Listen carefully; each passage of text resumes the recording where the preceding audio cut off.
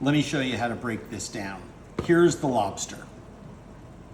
All right, now, all I'm going to do, take the claws and legs off, hold the carapace in one hand, the tail in another, and twist. And I'm going to let the head sit on that side plate.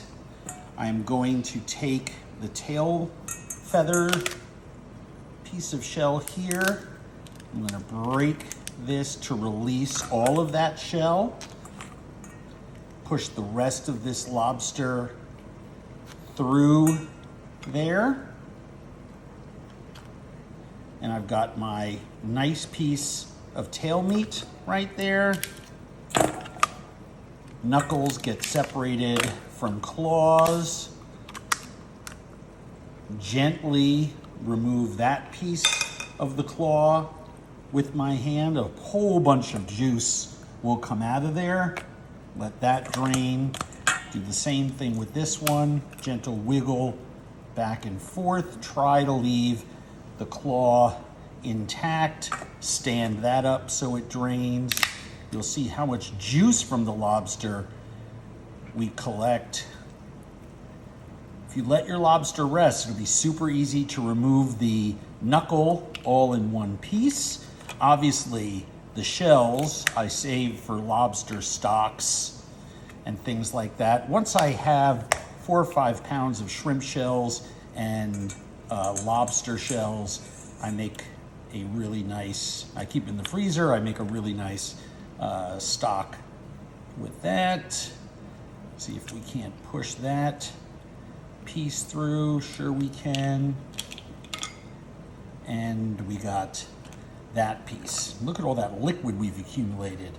I use that for all kinds of things. Take a sharp knife, crack. I use the back of the knife to crack that. I've got this beautiful claw here.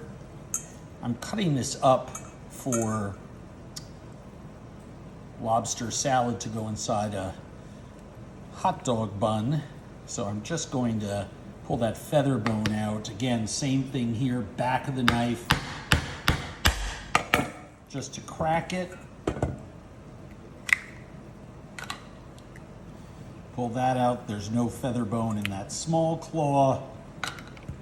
And now I have the meat of a lobster in there. And I'm going to repeat it with this one, easy peasy lemon squeezy, and then we'll make lobster rolls. And I'm just thinly slicing this one lobster meat. So delicious. And I'm going to do 2 different lobster roll preparations for you.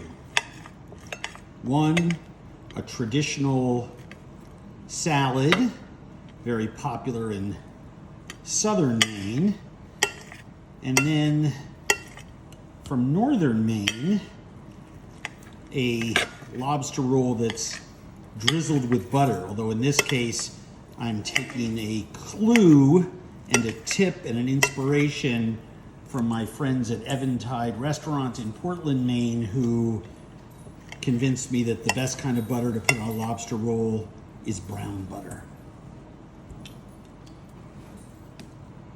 Okay, you can write me as many letters as you want, but I'm just telling you right now, boy, I really showed my age, didn't I? Letters. When was the last time you wrote a letter? Lobster meat, a little bit of finely minced fresh celery, about 1.5 tablespoons of mayonnaise, a little bit of chive. I don't like something stronger. I'll use scallion, but not onion or shallot. I do find that this needs a little salt. I do like, with fish salads, especially shellfish salads, a little bit of pepper, and I combine this. Now, if you put a big tablespoon for the meat of, I don't know, well, you had 2 lobsters, I divided this in half, so it's the meat of a lobster. It's just enough to gloss it. Just enough to gloss it. And I put that into the refrigerator because I want it to cool. Cover it with plastic wrap. I don't like it to taste like the fridge. I don't want it to sit in there for 3 days. I like to put it in for an hour or two, let it get cold, and then pack it in to a hot dog bun. That's the first one. The second one is way more magical. We'll get to that in a second. So there are 2 lobster rolls. One that has the lobster salad. I love the crunch of the celery, the slight little acidic hint from the chive, little salt and pepper. That's it. Some people like a lemon. I don't. I want to taste the sweetness of all the lobster in all its glory. And that's almost the meat of an entire lobster. That is the meat of an entire lobster. And as my friends at Eventide do, and they were the first ones where I saw it being done. They made steam buns. Here I have brioche, but they take brown butter, right? Butter that's been very slowly cooked, so the solids turn color, and then they just drizzle that right over there. That's right. They just drizzle brown butter all over that.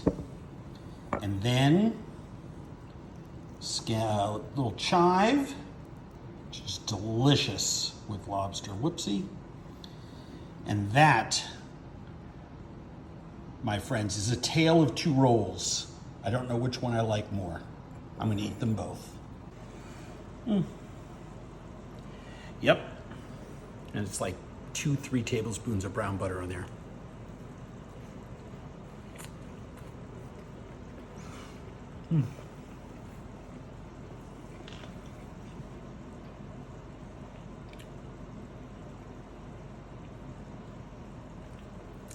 The nuttiness of the brown butter is explosive anywhere, but on lobster with brioche is unbelievable. I'm just gonna leave that alone and marvel at it and eat the rest of the lobster salad that was in the bowl.